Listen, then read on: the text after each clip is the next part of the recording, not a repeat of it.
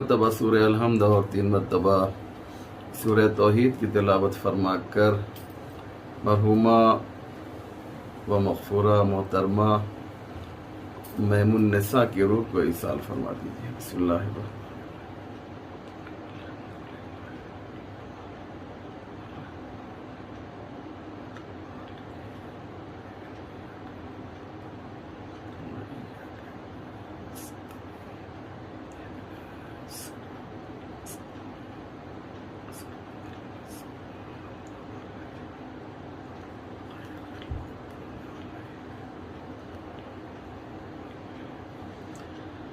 لا حول ولا قوة الا باللہ العلی العظیم حسبنا اللہ ونعم الوکیل نعم المولا ونعم النصیر اعوذ باللہ من الشیطان اللعین الرجیم بسم اللہ الرحمن الرحیم الحمد للہ رب العالمین والصلاة والسلام والتحیۃ والاکرام علی سید الانبیاء والمرسلین مولانا ابی القاسم محمد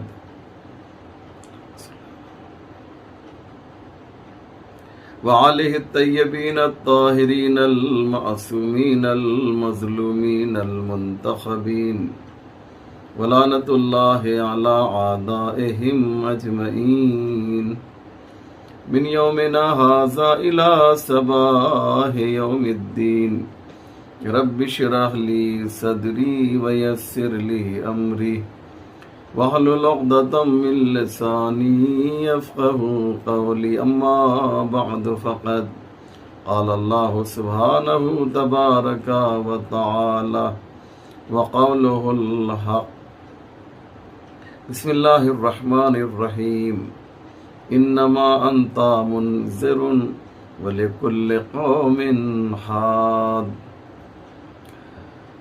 مومنین کرام و ناظرین ذوی الاحترام، سلام علیکم ورحمۃ اللہ وبرکاتہ۔ مجلس ایصال ثواب ہے۔ جو لوگ بھی مجلس برگزار کرتے ہیں ان کی ایک تمنا اور خواہش ہوتی ہے کہ وہ اس مجلس کے ذریعے سے اپنے مرحومین کی روح کو شاد کر سکیں، کیونکہ ہمارا ہدیہ مجلس کی شکل میں ہمارے مرحوم تک یا مرحومہ تک پہنچتا ہے، اور قابل مبارکباد ہیں وہ لوگ جو اپنے بزرگوں کو فراموش نہیں کرتے، اپنے مرحومین کو یاد رکھتے ہیں، اور وہ بھی ہمارا انتظار کرتے ہیں کہ ہمارے وارثوں نے ہمیں کیا بھیجا ہے یا کیا بھیج رہے ہیں۔ انہیں انتظار رہتا ہے کہ ان کے وارث جنہیں وہ چھوڑ کر گئے ہیں، جن سے وہ دنیا میں محبت کرتے تھے، آخر وہ اس قدر غافل کیوں ہو گئے ہیں، آخر وہ اس قدر دور کیوں ہو گئے ہیں۔ لہذا سمجھدار، عقل مند اور حقیقت میں مومن وہ وارثین ہیں کہ جو اپنے مرحومین کو ہمیشہ یاد رکھتے ہیں۔ میں نے اس سے پہلے بھی عرض کیا تھا کسی مجلس میں کہ بہت سے طریقے ہیں ثواب بھیجنے کے، ان میں سے ایک طریقہ مجلس حسین علیہ الصلاۃ والسلام ہے، اور یہ ایک ایسا پلیٹ فارم ہے کہ اس میں مرحوم یا مرحومہ کو ثواب ملتا ہے، لیکن جو مجلس سنتے ہیں ان کو پیغام محمد و آل محمد ان تک پہنچتا ہے، اور قرآن کے احکام بھی ان تک پہنچتے ہیں۔ آج میں نے قرآن کریم کی ایک بہت ہی چھوٹی سی آیت کو سرنامہ کلام قرار دیا ہے،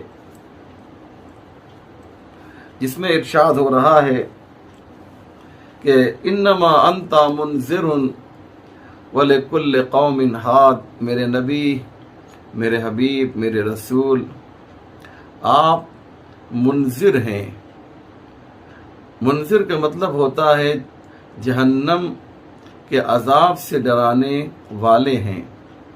وَلِكُلِّ قَوْمٍ ہاد، اور ہر قوم کے لیے ایک ہادی کا ہونا ضروری ہے۔ یہ پروردگار عالم کا قرآن کریم میں اعلان ہے کہ ہر قوم کے لیے، جتنی قوم بھی اس دنیا میں آئی ہے، اس کے لیے ہادی کا ہونا ضروری ہے۔ یہ ممکن نہیں ہے کہ کوئی قوم ہو اور اس کا کوئی ہادی نہ ہو۔ ہم سب جانتے ہیں کہ جب انسانوں کا سلسلہ اس کرۂ ارض پر، اس خاکی زمین پر جب انسانوں کا سلسلہ شروع ہوا تو سب سے پہلے اللہ نے حضرت آدم کو اس زمین پر بھیجا۔ تو کیسے بھیجا؟ آدم کو ایک عام انسان کی شکل میں نہیں، بلکہ ایک معصوم نبی کی شکل میں بھیجا۔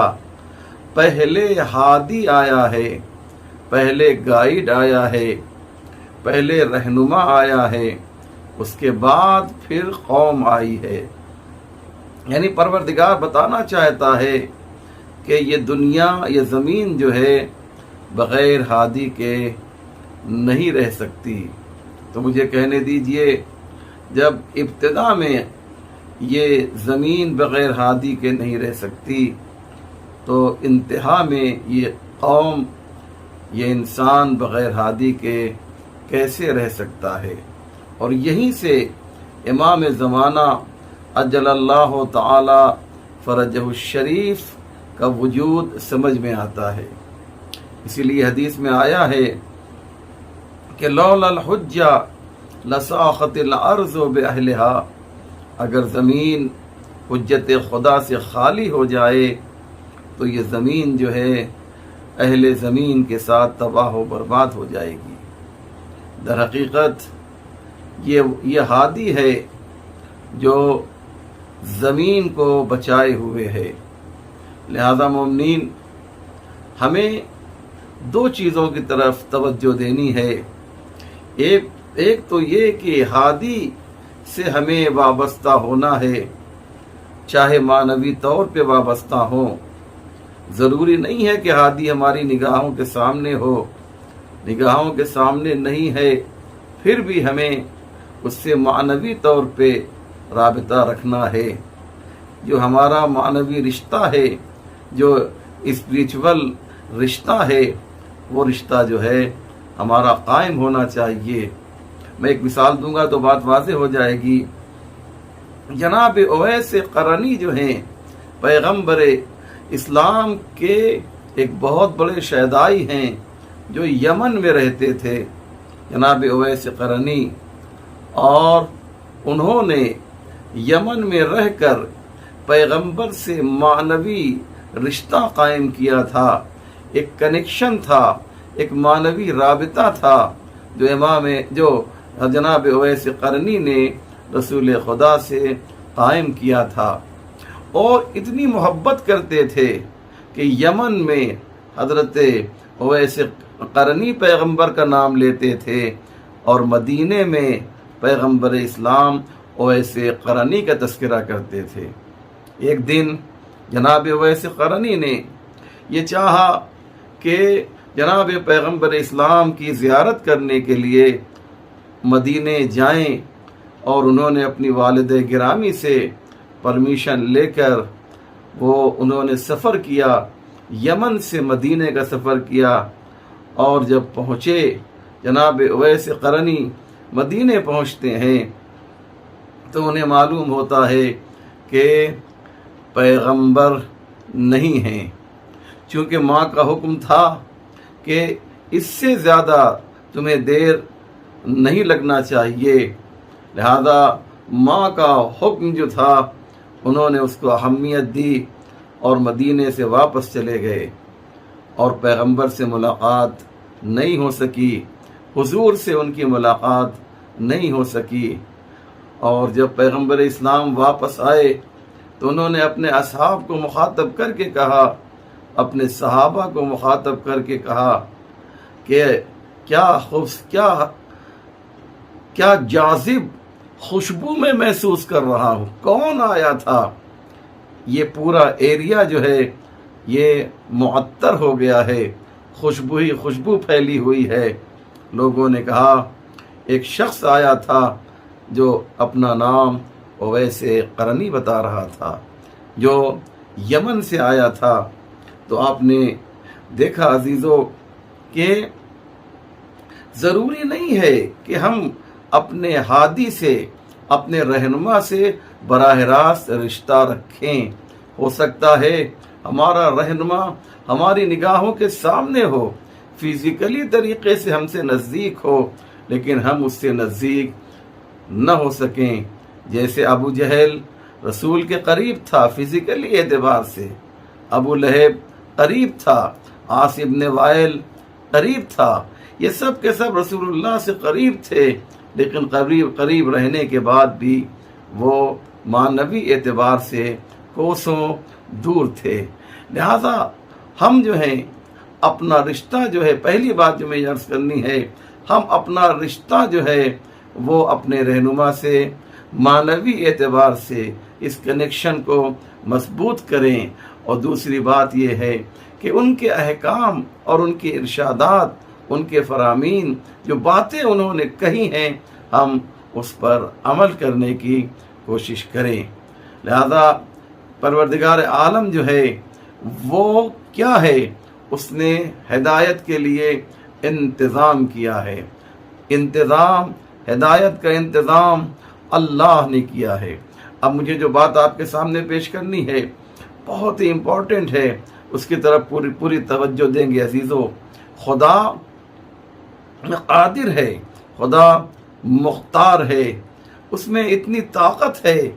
یا اللہ تو اپنی طاقت و قوت سے جو ہے ان کی گردنیں جو ہے اطاعت کے لیے جھکا دے۔ پروردگار آواز دے گا، میں شان بے نیازی رکھتا ہوں۔ جبر کے ذریعے سے ہمارے یہاں کام نہیں ہوتا ہے، بلکہ اختیار کے ذریعے سے کام ہوتا ہے۔ جبر وہاں ہوتا ہے کہ جہاں پر احتیاج ہوتی ہے، جہاں پر انسان محتاج ہوتا ہے۔ یاد رکھو کہ اگر سارے انسان مل کر بھی ہمیں خدا نہ مانے تو ہمارا کچھ بگڑنے والا نہیں ہے، اور سارے انسان مل کر ہمیں خدا مان لیں تو ہمارا کوئی فائدہ ہونے والا نہیں ہے۔ ہم تو شان بے نیازی رکھتے ہیں، ہمیں ماننے والوں کی کوئی فکر نہیں ہے۔ ماننے والوں کی فکر تو اسے ہوتی ہے کہ جس نے اسے خدا بنایا ہو۔ توجہ کر رہے ہیں جناب محترم، جس نے اسے خدا بنایا ہو، ماننے والوں کی فکر اسے ہوتی ہے۔ تو خدا کو یہ فکر نہیں ہے کہ اس کے بندے جو ہے اس کو خدا مانے، اور بندوں کے لیے ضروری ہے کہ وہ خدا کو جو ہے اپنا خدا مانے۔ اسی طریقے سے رسول خدا کی شان بھی وہی ہوگی جو اللہ کی شان ہے۔ جیسے اللہ کی شان بے نیازی ہے نا، اللہ کی شان بے نیازی ہے، وہ ہر ایک سے بے نیاز ہے، اس کو ضرورت نہیں ہے کہ کوئی اس کو خدا مانے۔ تو اب خدا جسے اپنی جگہ پر یعنی اپنا نائب بنا کر، اپنا خلیفہ بنا کر بھیجے گا، اس میں بھی یہ شان بے نیازی ہوگی۔ یعنی کیا مقصد؟ یعنی اگر پوری کائنات مل کر جو ہے رسول خدا کو نبی نہ مانے، رسول نہ مانے، پیغمبر اسلام کو نبی نہ مانے، تو پیغمبر اسلام کی رسالت پر کوئی فرق پڑنے والا نہیں ہے۔ کیوں؟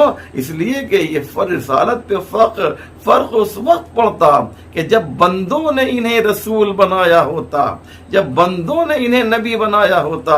حقیقت تو یہ ہے کہ انہیں جو ہے نبی و رسول اللہ نے بنایا ہے، لہذا اگر سب مل کر جو ہے مخالفت کریں گے تو پیغمبر کا نقصان ہونے والا نہیں ہے، اور پوری کائنات انہیں رسول مان لے گی، نبی مان لے گی، تو پیغمبر کا کوئی فائدہ ہونے والا نہیں ہے۔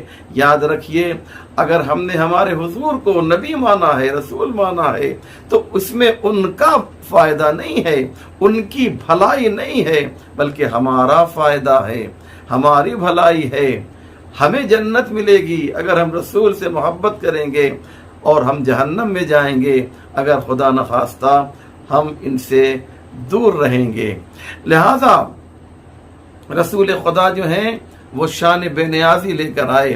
اب مجھے کہنے دیجئے، ایک جملہ کہنے دیجئے، اب ان کے بعد جو ہے جو علی ہیں، جو جانشین رسول ہیں، ان کی بھی شان بے نیازی ویسی ہی ہے جیسی کہ رسول اللہ کی ہے۔ کیوں؟ اس لیے کہ اگر پوری کائنات مل کر علی کو نہ مانے تو علی کا کچھ بگڑنے والا نہیں ہے۔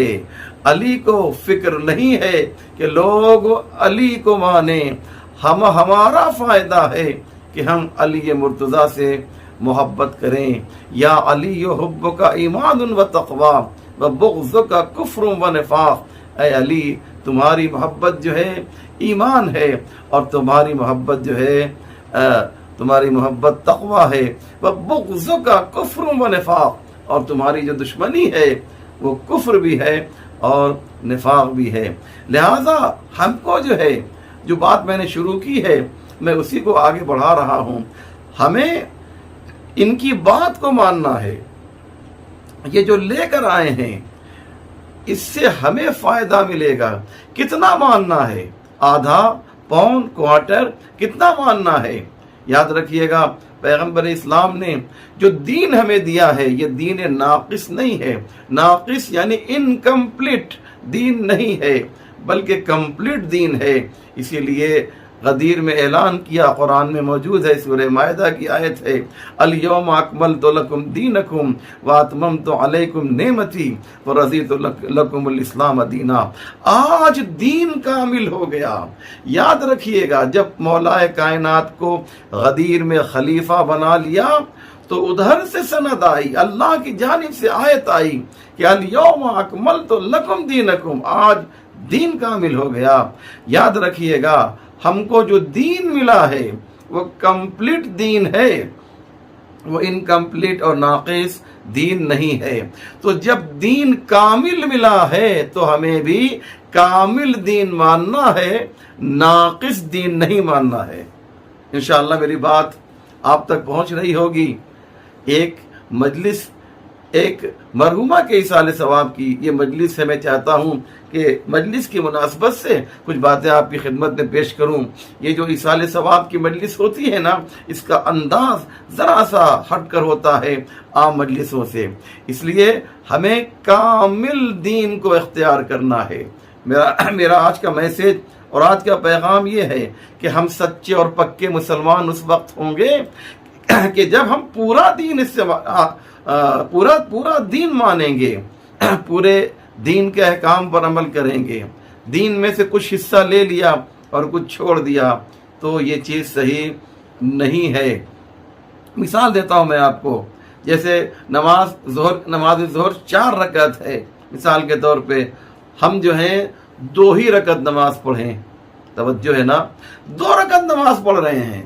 نماز میں وضو بھی ہے، نماز میں خضوع و خشوع بھی ہے، اور بہت ہی تواضع کے ساتھ اور پوری توجہ کے ساتھ جو ہے ہم نے نماز پڑھی، ظہر کی۔ اگر ہم مسافر نہیں ہیں، مسافروں کے لیے 2 رکعت ہے، لیکن اگر ہم مسافر نہیں ہیں اور مثلا آدھی نماز پڑھ رہے ہیں، ظہر کی 2 رکعت نماز، تو کیا ہماری نماز قبول ہوگی؟ جی، آدھا ثواب مل جائے گا؟ نہیں ملے گا۔ ایسے ہی روزہ ہم کو صبح سے لے کر رات تک رکھنا ہے۔ اتم الصیام الی اللیل، روزہ جو ہے तुम कहाँ से रात तक रखो, लैल यानी रात तक रोज़ा रखो।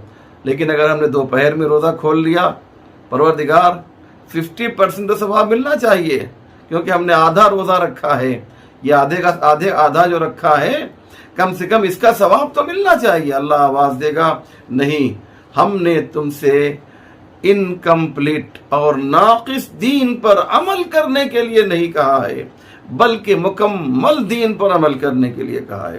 काश मेरा ये मैसेज जो है आप तक पहुंच जाए। दीन को हमें मुकम्मल तौर पे लेना है।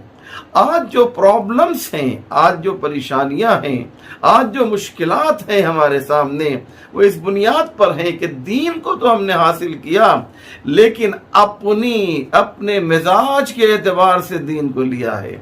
जहां पर हमारा फायदा है हमने वहीं पर दीन को ले लिया। एक कहते हैं कि माह रमज़ान में एक साहब जो है वो इफ्तार के मौके पर, अब तो क्योंकि कोविड-19 है इसलिए मस्जिदें खाली पड़ी हुई हैं, लेकिन हर साल आप सब जानते हैं कि माह रमज़ान में मस्जिदों में इफ्तार होता है। एक साहब जो ना ही सहरी खाते थे और ना ही नमाज पढ़ते थे, ना ही रोज़ा रखते थे, लेकिन वो इफ्तार करने के लिए हर रोज़ जो है मस्जिद में मौजूद रहते थे। किसी मनचले ने सवाल कर दिया कि चचा मियाँ, आप जो है न सहरी खाते हैं, न नमाज पढ़ते हैं, न रोज़ा रखते हैं, लेकिन इफ्तार जो है आप पाबंदी से करते हैं। तो उन्होंने क्या जवाब दिया, क्या चाहते हो, मैं सहरी भी न करूं, नमाज भी न पढ़ूं, रोज़ा भी न रखूं, तो क्या इफ्तार भी न करूं, बिल्कुल ही काफिर हो जाऊं। आपने अंदाज़ा लगाया कि इन साहब ने जो है क्या किया, इन्होंने इफ्तार करके अपने इस्लाम को बचाने की कोशिश की है कि हम इफ्तार कर लेंगे तो गोया हमारा इस्लाम जो है बच जाएगा। याद रखिए, दीन, अल्लाह ने जब दीन को कामिल बनाकर भेजा है तो हमें कामिल ही दीन को लेना चाहिए। और आइए एक दास्तान आपकी खिदमत में पेश करना है कि अपने फायदे के लिए, मेरा मौजू ज़हन में रखिएगा, मैं इंशाल्लाह मौजू पर रहूंगा और इंशाल्लाह आखिर तक कोशिश करूंगा एक मैसेज आप तक पहुंचे। अपना जहां पर फायदा हो, दीन को हमें वहां नहीं लेना है, बल्कि जो वाकई दीन है, जो वाकई इस्लाम है, जो हकीकत में अहकाम इस्लाम है, हमें उनको हासिल करना है। एक बहुत ही मशहूर और बहुत ही बुजुर्ग शख्सियत गुजरी है जो बहुत बड़े हकीम भी थे और बहुत बड़े फलसफी भी थे, हकीम अबू अली सीना। आपने नाम सुना होगा, बहुत से लोग जानते हैं। अबू अली सीना बहुत ही बड़ी शख्सियत है, आज भी उनके सिलसिले में आप किताबों में पढ़ेंगे। अबू अली सीना के बहुत से शागिर्द थे। एक शागिर्द ने एक दिन कहा अबू अली सीना से कि उस्ताद, आप एक इतने बड़े हकीम हैं, आपकी इतनी बड़ी शख्सियत है, आप एक काम कीजिए, आप नबी होने का ऐलान कर दीजिए, आप नबी होने का उस्ताद ऐलान कर दीजिए। हकीम अबू अली सीना ने कहा, देखो, नबी इधर से नहीं आता है, बल्कि नबी उधर से आता है। नबी का इंतखाब, नबी का सिलेक्शन जो है वो अल्लाह करता है। नबी इंसान नहीं बनाया करते।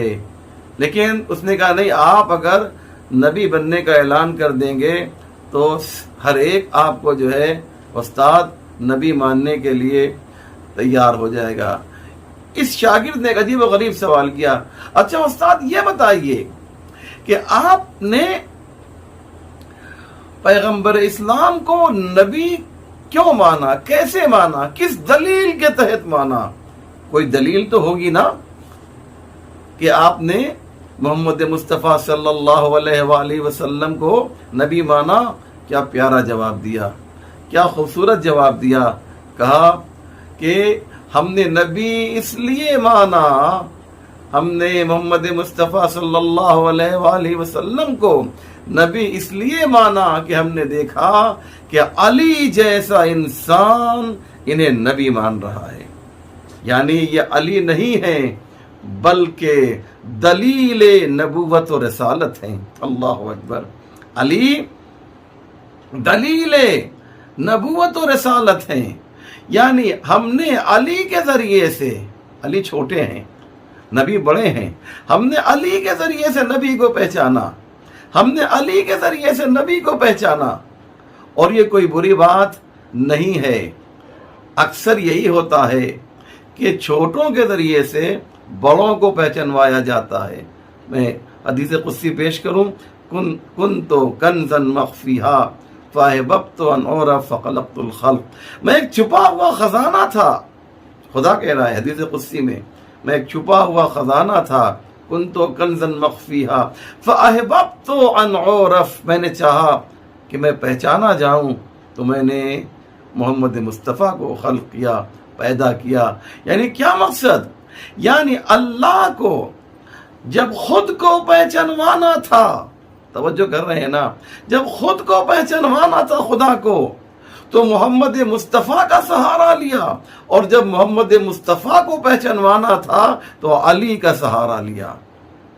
اور کہیے تو بات کو میں اور واضح کر دوں کہ جب پنجتن پاک چادر تطہیر میں چادر میں آ گئے تو جناب جبریل نے پوچھا یا رب ومن تحت الکسا، اے خدا اس چادر میں کون ہے؟ تو اللہ نے کیا کہا تھا؟ ہم فاطمۃ و ابوہا و بالھا و بنوہا. اس میں فاطمہ ہیں، فاطمہ کے باپ ہیں، فاطمہ کے شوہر ہیں، اور فاطمہ کے بیٹے ہیں. ہم فاطمۃ و ابوہا و بالھا و بنوہا. آپ نے غور کیا کہ فاطمہ کے ذریعے سے پیغمبر کو پہچانوایا گیا. وہ اللہ نے بتایا کہ ہمارا سسٹم یہی ہے، ہمارا طریقہ کار یہی ہے، اور ہمارا رواج یہی ہے کہ ہم چھوٹے کے ذریعے سے بڑے کو پہچانواتے ہیں. خود کو پہچانوانا ہوا تو محمد کا سہارا لیا، محمد کو پہچانوانا ہوا تو فاطمہ کا سہارا لیا. اللہ اکبر. اس لیے بات دیکھیے کہاں سے کہاں چلی گئی. مشہور حکیم و فلسفی ابو علی سینا سے شاگرد نے کیا کہا کہ آپ نبی ہونے کا دعویٰ کر دیجئے، آپ کے فالوورز بہت آپ کو مل جائیں گے. جواب دیا نبی ادھر سے آتا ہے، نبی کا انتخاب انسان نہیں کرتا، بندے نبی کا انتخاب نہیں کرتے ہیں. بس میں ایک بہت امپورٹنٹ میسج دینا چاہتا ہوں. انشاءاللہ یہ بات آپ کے دلوں میں اترے گی، مجھے پورا یقین اور بھروسہ ہے. ادھر قافلہ جو ہے دریا کے کنارے روک دیا گیا. توجہ کریں گے، شدید سردی پڑ رہی ہے، اتنی سردی پڑ رہی ہے کہ دریا کا پانی بھی جو ہے وہ برف ہو گیا ہے. اور آدھی رات میں استاد کون؟ ابو علی سینا نے آدھی رات میں ایک مرتبہ اعلان کیا، بہمن یار مجھے کچھ پانی پلا دو، مجھے پیاس لگی ہے. رات میں پانی مانگا استاد نے. شاگرد نے آواز سنی، خیمہ نصب ہے دریا کے کنارے، اس نے کروٹ بدل دی. دوسری مرتبہ پھر آواز دی، بہمن یار مجھے پیاس لگی ہے، پانی پلا دو. فوراً جو ہے بہمن یار نے، جو تاریخ ہے میں آپ کے سامنے پیش کر رہا ہوں، بہمن یار نے کہا ایسا لگتا ہے کہ ان کا دماغ خراب ہو گیا ہے. آپ نے اندازہ لگایا جب تک عمل کی بات نہیں تھی سب کچھ ٹھیک ٹھاک چل رہا تھا، لیکن جیسے ہی عمل کا مرحلہ آیا دماغ پر شک کرنے لگے. تھوڑی دیر گزری، اتنے میں ایک رسول کا سچا اور پکا چاہنے والا اپنے خیمے سے نکلتا ہے، کسی طریقے سے برف کو پانی میں تبدیل کر کے وضو کرتا ہے. استاد پوچھتے ہیں بہمن یار یہ کون ہے، یہ کیسی آواز ہے؟ بہمن یار نے کہا ایک اللہ والا اٹھا ہے اور اس نے وضو کیا کر رہا ہے، یہ جو پانی گرنے کی آواز آ رہی ہے یہ اسی وضو کے پانی گرنے کی آواز آ رہی ہے۔ کیا حسین جواب دیا، کیا خوبصورت بات ابو علی سینا نے کہا تم یہ کہہ رہے تھے کہ میں نبوت کا دعویٰ کر دوں، میری آواز میں تو اتنا بھی اثر نہیں ہے کہ جو میرے قریب بیٹھا ہوا ہے وہ میرا حکم مان لے۔ نبی تو وہ ہوتا ہے کہ آج سینکڑوں سال گزر گئے ہیں، اس کے بعد بھی اس نے جو حکم دیا تھا اس حکم پہ عمل ہو رہا ہے۔ ان کے فالوور جو ہیں انہیں نہ جان کی پرواہ ہوتی ہے نہ سردی کی پرواہ ہوتی ہے۔ انشاءاللہ یہ واقعہ بہت ہی اہم ہے، اور اس مجلس کے طفیل میں مجھے امید ہے کہ یہ واقعہ آپ کے دلوں میں اترا ہوگا کہ جب نبی مان لیا ہے، جب انہیں ہادی مان لیا ہے، جب انہیں رہنما مان لیا ہے، جب انہیں نمائندے پروردگار مان لیا ہے، تو فقط ماننا کافی نہیں ہے بلکہ ان کی باتوں پر عمل کرنا بھی بہت ہی ضروری ہے۔ کربلا میں امام حسین علیہ السلام کے ساتھ جو لوگ آئے تھے وہ وہی تھے کہ جو امام کو اپنا امام برحق مان رہے تھے، اس لیے آپ کی آواز پر ہمہ وقت لبیک کہنے کے لیے تیار حسین اپنے ساتھ اپنے ساتھیوں کو جو لے کر آئے تھے، امام حسین علیہ السلام اپنے ساتھ جو ان جانبازوں کو لے کر آئے تھے، ان کے وجود کو اس طریقے سے آپ نے منقلب کر دیا تھا کہ یہ سب کے سب حسینی بن گئے، اور ان کا کیریکٹر، ان کا ایمان، ان کا کردار اتنا بلند ہو گیا، اتنا بلند ہو گیا کہ امام حسین علیہ السلام کو کہنا پڑا ما رأیت اصحابا ابر وعوف من اصحابی، جیسے اصحاب مجھے ملے ایسے اصحاب جو ہے کسی کو بھی نہیں ملے۔ ہاں عزاداروں، اصحاب حسین کا تذکرہ آ گیا ہے تو آئیے نافع ابن ہلال کا ایک واقعہ میں آپ کے سامنے پڑھتا ہوں۔ شب عاشور ہے، ہاں عزاداروں کل جو ہے جنگ ہونے والی ہے، شب عاشور ہے۔ امام حسین رات کی تاریکی میں، اندھیرے میں اپنے خیمے سے باہر نکلتے ہیں اور میدان کی طرف جاتے ہیں، مقتل کی طرف جاتے ہیں۔ نافع ابن ہلال نے امام حسین کو مقتل میں جاتے ہوئے دیکھا تو ایک مرتبہ پیچھے پیچھے آپ بھی ہو لیے۔ امام حسین کو یہ احساس ہوا کہ کوئی آ رہا ہے، کوئی آ رہا ہے۔ مڑ کے دیکھا نافع ابن ہلال ہیں، لرزنے لگے، کانپ گئے۔ مولا معذرت چاہتا ہوں، آپ کو دیکھا آپ اکیلے جا رہے ہیں، میرا امام اکیلے جا رہا ہے، میرا مولا اکیلے جا رہا ہے، تو میں خود کو روک نہیں سکا۔ کہا ہلال، نافع ابن ہلال آ گئے ہو نا، تو چلو میرے ساتھ چلو، میں تمہیں مقتل کا دیدار کراتا ہوں۔ امام حسین نے ایک ایک جگہ بتانا شروع کی، یہ جگہ دیکھ رہے ہو، یہاں پر میرے قاسم کا لاشا پامال کیا جائے گا، یہ جگہ دیکھ رہے ہو نافع ابن ہلال، یہاں پہ میرا 18 سال کا جوان علی اکبر، اس کے سینے پر نیزے کا پھل لگے گا، اور یہ جگہ دیکھ رہے ہو یہاں پر میرے عباس کے بازو قلم کیے جائیں گے، ایک ایک جگہ۔ اور ایک مرتبہ حسین نے کہا اور وہ جگہ دیکھ رہے ہو، میں وہاں پر علی اصغر کے لیے پانی مانگوں گا، لیکن یہ دشمن جو ہیں علی اصغر کو تیر سے سیراب کر دیں گے۔ اس کے بعد امام حسین اور قریب لے گئے، اور یہ نشیب دیکھ رہے ہو، یہ جو نشیب ہے نا، اسی میں میرا سر قلم کیا جائے گا۔ ہلال، نافع ابن ہلال کبھی امام حسین کی طرف دیکھتے ہیں، کبھی توجہ کسی اور طرف ہو جاتی ہے۔ امام کہتے ہیں میں تم سے بات کر رہا ہوں لیکن تمہاری توجہ کسی اور طرف ہے۔ کہا مولا آپ نے بالکل صحیح کہا، آپ نے جو اس نشیب کی بات کہی ہے نا، کہا اس نشیب سے کسی بیوی کے رونے کی آواز آ رہی ہے۔ امام حسین تو جانتے تھے لیکن اپنے جانباز کے ذریعے سننا چاہتے تھے، اس کی زبان سے سننا چاہتے تھے۔ کہا امام نے کہا اتنا بتاؤ نافع ابن ہلال وہ کس طریقے سے رو رہی ہے؟ کہا مولا جیسے کسی جوان کا کسی ماں کا جوان بیٹا دنیا سے رخصت ہو جاتا ہے تو وہ ماں کس طریقے سے گریا کرتی ہے، بالکل اسی طرح سے یہ ماں گریا کر رہی ہے۔ امام حسین نے کہا ارے وہ کوئی اور نہیں ہے، میری ماں فاطمہ زہرا ہے۔